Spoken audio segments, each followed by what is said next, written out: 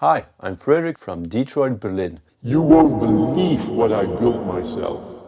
I've been extremely busy because I have a project, Rogue Unit versus Darkvolt. We just released this CD. It's also available digitally. If you go to Spotify, you can listen, or if you go to my Bandcamp page, you can buy it. It's industrial techno and it features remixes from the Belgian techno legend CJ Bolland, Reese Fulber, known from Delirium, Conjure One, Noise Unit and Frontline Assembly. Also remix from Static Bloom, Black Collar, amazing remix, and also industrial techno legends Orfix. Check it out please. If you pledge €15, get 300 plus samples from this project. So please check it out. I will put a link in the description down below and hope you like it. So I built this case for Atoms Inc., a project I'm doing together with Mika Goedrijk from this Morn Omina. This case, I built it myself. It's actually not that hard, so I'm sure you can do it too. It's a really sturdy case. And now, for the moment, there's nothing inside, only a microphone. For going on the road, I needed a place to put the microphone. I just put an XLR jack. I connected it to the case. I can actually just pull it out and put it back in like this. So that's really handy because it won't fall out. It's the cover, the lid of the thing. Let's put this aside. Let's have a look at how the case turned out, and I think it turned out really well. So on the back you got power, put a cable there, then you can power the whole thing. I used the Duffer PSU, just wired it up yesterday evening. It's really simple to do. The manual says no layman should do this. Now I'm a noob, I'm not a layman, so I just did it, and I also made my big modular case right behind me, and that still hasn't blown up, so fingers crossed. And let's see how that will turn out. I connected it up, put the bus board in. That's really important to feed every module. I made a little thingy here. That's actually kind of a kill switch. It does the exact opposite of a kill switch. If you press the button, the sound gets through, so it just makes the connection. Basically, you got an input jack and an output jack, and it's not connected. And when you press the button, it's connected. When you switch the switch, then it's connected all the time. Really handy, because I just want to send my vocals when I press this button, so I can also stutter my vocals.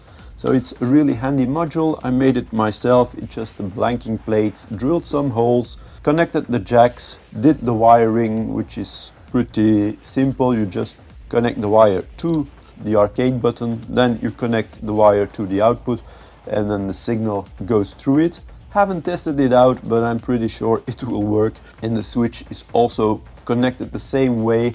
So if the switch is on, then the button won't do anything because the connection is already made.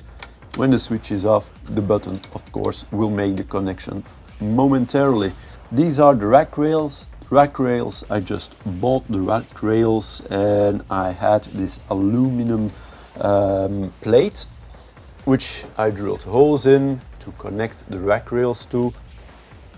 It's pretty simple to make.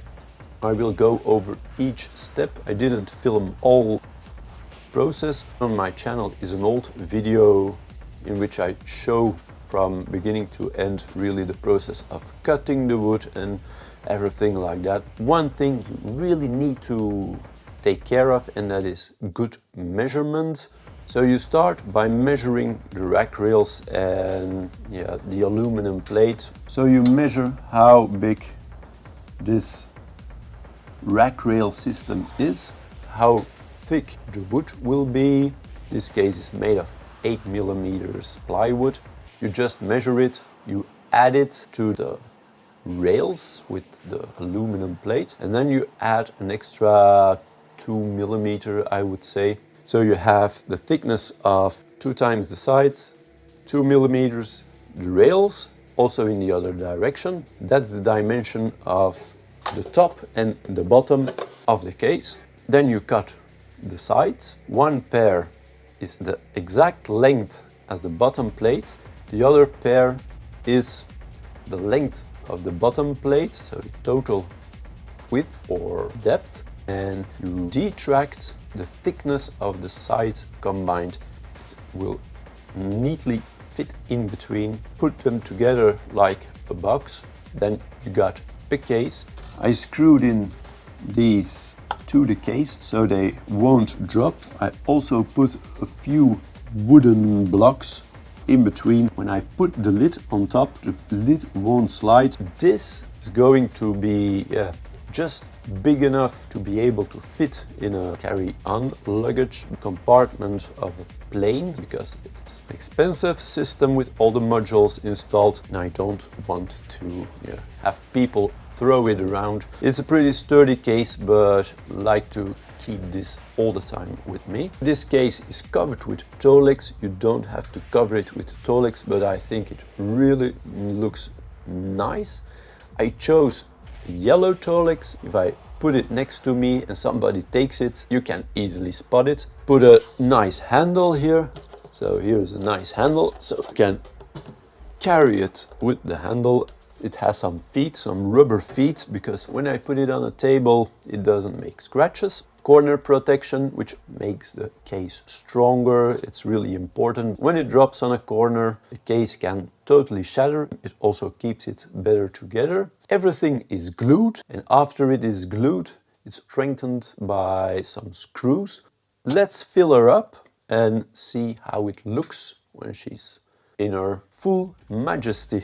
So I put my modules in the case. Next episode I will discuss cable management, which is in my opinion extremely important for a pre-patched modular.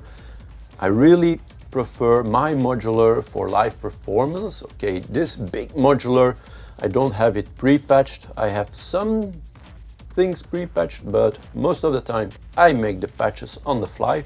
But in a dark environment, I prefer my performance modular to be pre-patched. You can do really nice cable management. That's for next episode. I would like to thank you for watching. Please check out my latest release, Rogue Unit versus Darkvolt. Darkvolt is my industrial band. Rogue Unit is my techno alias. 5 originals, 5 tracks that's been remixed by CJ Bollantries Fulber, Static Bloom, Black Color and Orphix. So please check it out. It's an amazing album. And if you go to Bandcamp, I will put a link in the description down below.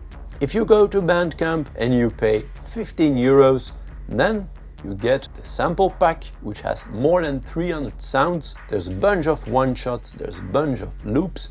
They're all originals from this album, so please check it out. And then for the project Atoms Inc., there's also stuff coming up.